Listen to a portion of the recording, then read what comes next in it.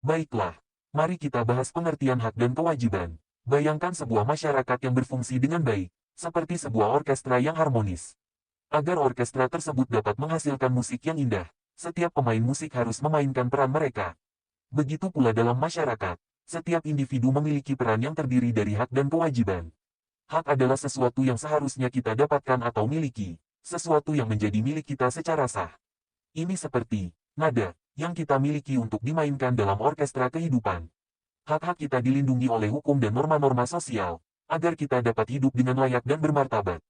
Contohnya, kita berhak atas pendidikan, kesehatan, dan kebebasan berekspresi. Hak-hak ini memungkinkan kita untuk mengembangkan diri dan berkontribusi kepada masyarakat. Kewajiban di sisi lain, adalah sesuatu yang seharusnya kita lakukan. Tanggung jawab yang kita pikul sebagai anggota masyarakat. Ini seperti irama yang harus kita ikuti untuk menciptakan harmoni dalam orkestra. Kewajiban kita membantu menjaga ketertiban, keamanan, dan kesejahteraan bersama. Contohnya, kita berkewajiban untuk mematuhi hukum, membayar pajak, dan menjaga lingkungan. Kewajiban-kewajiban ini memastikan agar masyarakat dapat berjalan dengan baik dan tertib. Hak dan kewajiban saling berkaitan erat, seperti dua sisi mata uang. Kita mendapatkan hak-hak kita, tetapi kita juga harus melaksanakan kewajiban-kewajiban kita. Jika kita hanya menikmati hak tanpa menjalankan kewajiban, maka keselarasan dan harmoni dalam masyarakat akan terganggu. Sebaliknya, jika kita hanya menjalankan kewajiban tanpa menikmati hak, maka kita akan merasa tertindas dan tidak berdaya. Oleh karena itu, keseimbangan antara hak dan kewajiban sangat penting untuk menciptakan masyarakat yang adil, makmur, dan sejahtera. Teks tersebut menjelaskan tentang dua jenis hak warga negara menurut Jimli Asidiki. Ada hak konstitusional dan hak hukum. Yang pertama hak konstitusional. Hak konstitusional adalah hak yang diatur dalam UUD NRI tahun 1945. Ini berarti bahwa hak-hak ini dijamin oleh konstitusi dan memiliki tingkat perlindungan yang sangat tinggi. Contoh hak konstitusional, hak untuk memilih dan dipilih, hak untuk mendapatkan pendidikan, hak untuk beragama, dan lain sebagainya. Yang kedua hak hukum. Hak hukum adalah hak yang diatur dalam peraturan perundang-undangan di bawah UUD NRI tahun 1945. Ini berarti bahwa hak-hak ini diatur dalam undang-undang, peraturan pemerintah, atau peraturan daerah. Contoh hak hukum, hak untuk memiliki tanah, hak untuk mendapatkan pekerjaan, hak untuk mendapatkan layanan kesehatan, dan lain sebagainya. Jadi Jimli Asidiki membagi hak warga negara menjadi dua, hak konstitusional yang diatur dalam UUD NRI tahun 1945 dan hak hukum yang diatur dalam peraturan perundang-undangan di bawah UUD NRI tahun 1945. Menurut Jimli Asidiki, hak konstitusional warga negara Indonesia terbagi menjadi beberapa kategori yang penting untuk dipahami. Pertama, ada hak asasi manusia tertentu yang hanya berlaku untuk warga negara Indonesia. Misalnya, setiap warga negara berhak mendapatkan kesempatan yang sama dalam pemerintahan, berpartisipasi dalam pembelaan negara, dan mendapatkan pendidikan. Kedua, terdapat hak asasi manusia yang berlaku untuk semua orang, tetapi dalam situasi tertentu, warga negara Indonesia memiliki keutamaan. Contohnya, warga negara asing tidak diizinkan mendirikan partai politik di Indonesia karena hak-hak politik tersebut eksklusif bagi warga negara. Ketiga, hak warga negara untuk menduduki jabatan yang dipilih melalui pemilihan, baik langsung maupun tidak langsung.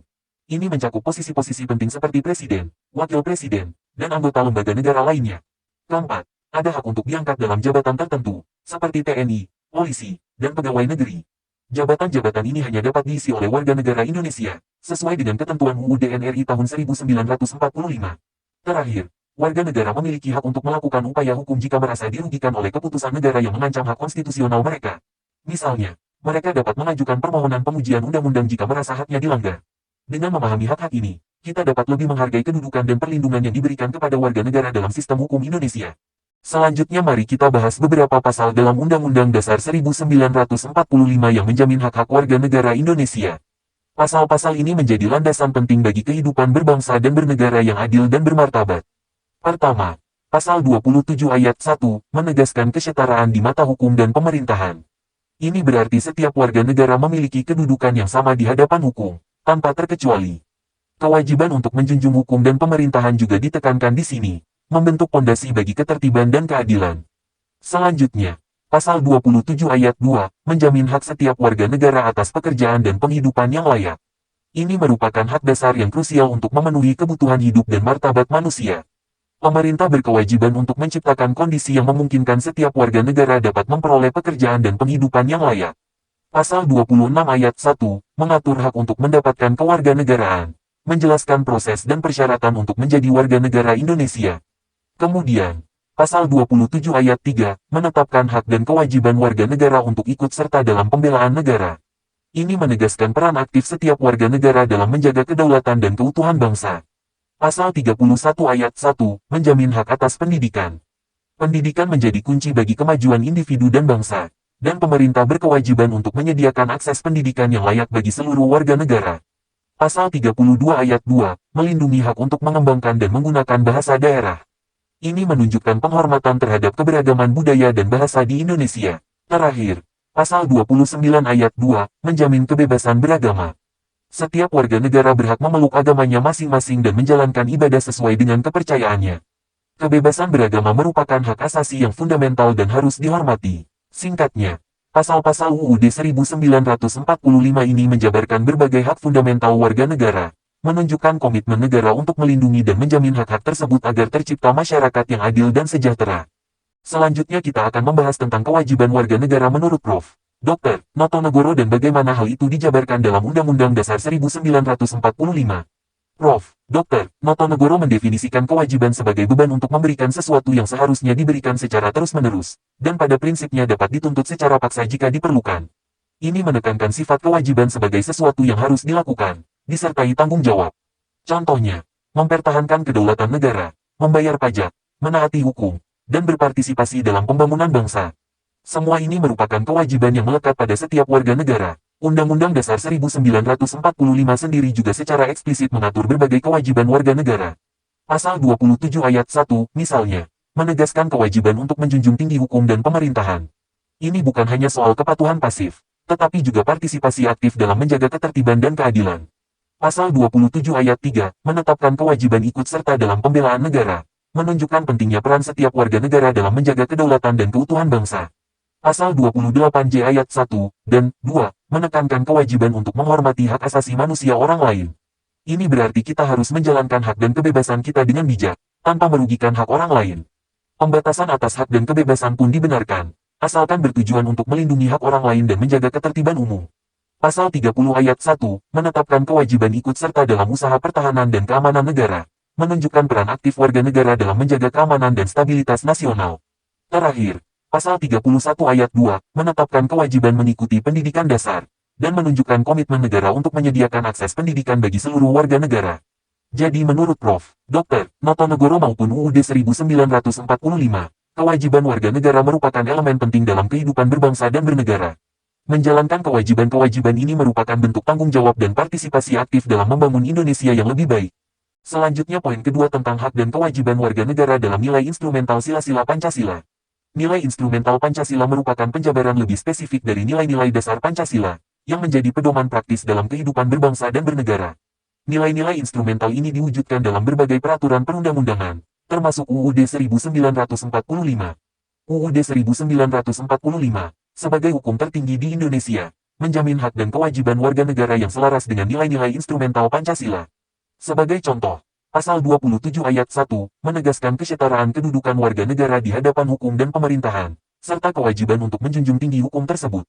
Ini merupakan implementasi dari nilai-nilai keadilan dan persatuan dalam Pancasila. Pasal 27 ayat 2, menjamin hak setiap warga negara atas pekerjaan dan penghidupan yang layak. Ini merupakan wujud dari nilai keadilan sosial dan kemanusiaan yang adil dan beradab dalam Pancasila. Pemerintah berkewajiban untuk menciptakan kondisi yang memungkinkan setiap warga negara dapat memenuhi kebutuhan hidupnya. Pasal 27 ayat 3, menetapkan hak dan kewajiban warga negara untuk ikut serta dalam pembelaan negara. Ini merupakan implementasi dari nilai persatuan Indonesia dan menunjukkan pentingnya peran aktif setiap warga negara dalam menjaga kedaulatan dan keutuhan bangsa. Singkatnya, nilai-nilai instrumental Pancasila yang tertuang dalam UUD 1945 memberikan kerangka hukum yang jelas mengenai hak dan kewajiban warga negara. Dengan memahami dan menjalankan hak dan kewajiban tersebut, kita dapat mewujudkan cita-cita Pancasila dalam kehidupan nyata. Selanjutnya poin yang ketiga tentang hak dan kewajiban warga negara dalam nilai praksis Sila-Sila Pancasila. Selain nilai ideal dan instrumental, ada nilai praksis dari Sila-Sila Pancasila. Nilai praksis merupakan bentuk konkret dari nilai-nilai instrumental dalam kehidupan sehari-hari. Nilai praksis senantiasa berubah dan berkembang sesuai zaman dan perubahan dalam masyarakat. Berikut contoh nilai-nilai praksis Sila-Sila Pancasila. Sila 1, kerukunan antarumat beragama. Sila 2, Perlakuan adil dan beradab antar sesama. Sila 3. Prioritas kepentingan bangsa di atas kepentingan pribadi. Sila 4. Pengambilan keputusan melalui musyawarah. Sila 5. Keadilan sosial dan kesejahteraan bersama. Selanjutnya kita bahas yang poin C. Kasus pelanggaran hak dan pengingkaran kewajiban warga negara. Nomor 1. Penyebab terjadinya pelanggaran hak dan pengingkaran kewajiban warga negara. Pelanggaran hak dan pengingkaran kewajiban warga negara sering terjadi, dan beberapa faktor penyebabnya perlu dipahami. Pertama, egoisme dan mementingkan diri sendiri seringkali menjadi akar masalah. Individu cenderung menuntut haknya tanpa mempertimbangkan kewajiban, bahkan sampai melanggar hak orang lain.